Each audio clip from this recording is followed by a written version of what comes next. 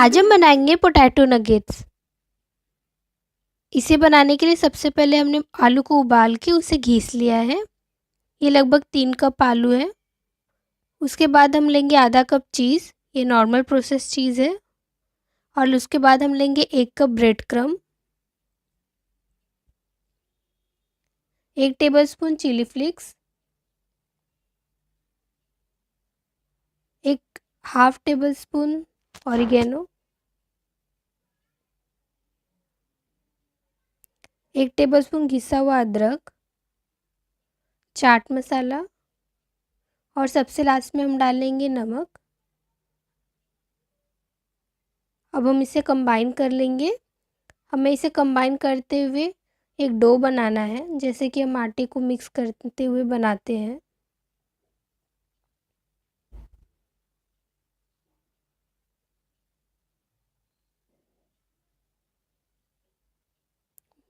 ये बिल्कुल रेडी हो गया है। अब हम इसके नगेट्स बनाएंगे। तो सबसे पहले इसमें से एक छोटा सा पोर्शन लेंगे और आपको जिस साइज़ का बनाना है उस साइज़ का आप इसे बना सकते हैं। आप चाहें तो एक चम्मच का यूज़ कर सकते हैं, जिससे सारे नगेट्स एक साइज़ के हो। आप इसे अपने शेप के हिसाब से भी बना सकते हैं। इसी तरीके से अब मैं सारे नगेट्स बना लूँगी।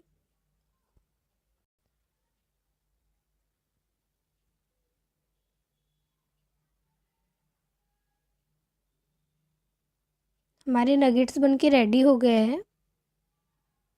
अब हम एक बाउल में 2 बड़े चम्मच कॉर्नफ्लावर लेंगे।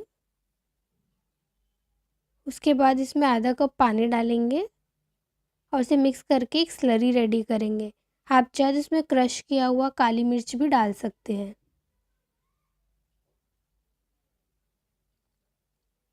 ये रेडी हो गया है। अब हम नगेट्स को इसमें डिप करेंगे।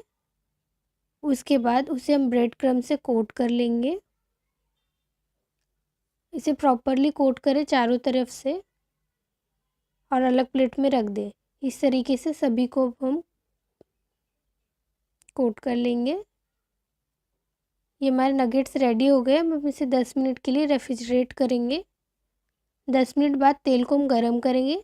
ध्यान रहे तेल ज़्यादा गरम होना चाहिए। उसके बाद हम इसमें नगेट्स डाल देंगे। अगर तेल ज़्यादा गरम होगा तो जो ब्रेड क्रम्ब है वो ज़्यादा तेल एब्जॉर्ब नहीं करेंगे और क्रिस्पी बनेंगे।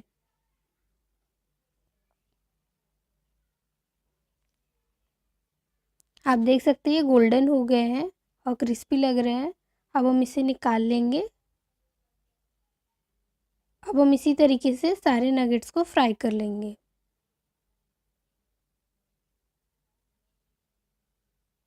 नगेट्स सर्व करने के लिए बिल्कुल रेडी हो गए हैं। आप देख सकते हैं बाहर से कितने क्रिस्पी है और अंदर से कितने ज़्यादा सॉफ्ट है। आप इस रेसिपी को एक बार ज़रूर ट्राई कीजिए और अपना फीडबैक मुझे देना ना भूलें। अगर आपको मेरी ये रेसिपी पसंद आई हो तो इसे लाइक करें। ऐसी और भी आसान रेसिपी देखने के लिए चैनल को सब्सक्राइब करें।